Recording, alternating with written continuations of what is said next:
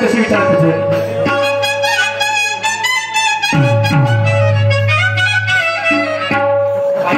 त्याचं म्हणणं काय तू त्याच्या तोंडात लक्ष नाही मी तुला सांगतो त्याचं म्हणणं काय आहे सांगा ना आई बापाच्या गळ्याला मी दोर लावू का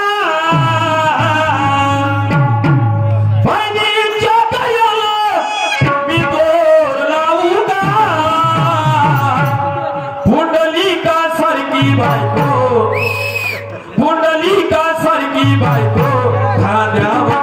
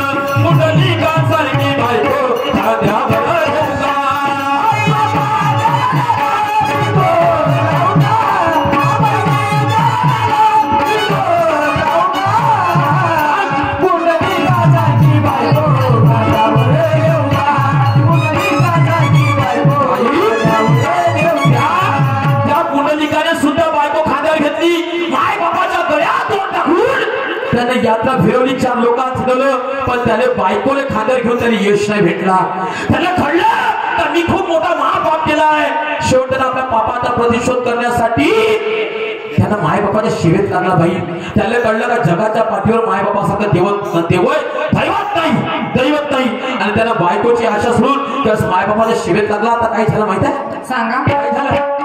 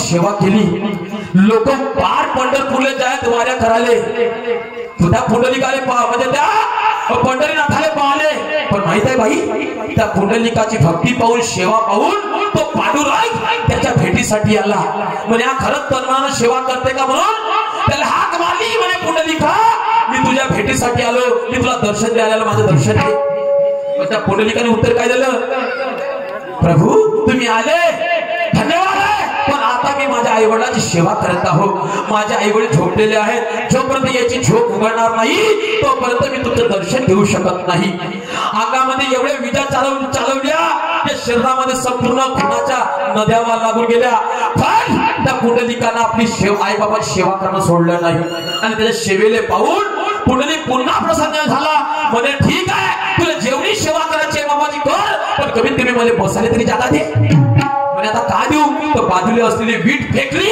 आणि त्या वीट फेकली आणि त्या विटेवर तो आजी पांडुरंग उभा आहे आणि आजी विटेवरी उभा म्हणतात ते कोणाची मेहरबानी त्या भक्तीला पाहून ते पुण्यवान वीट झाली कशामुळे त्या सारखा जर तू पापी राहिला असता विटेवर उभा झाला असता का तुम्हाला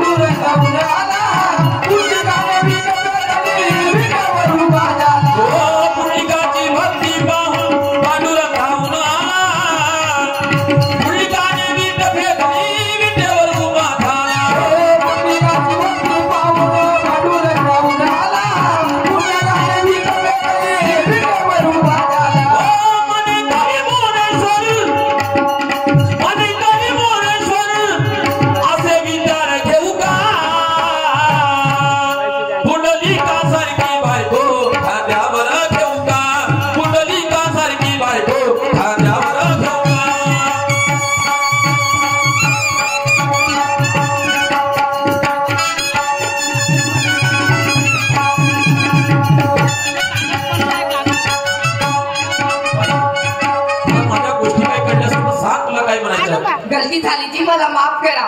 गलती झाली जी माफ करा. तुझी गलती झाली.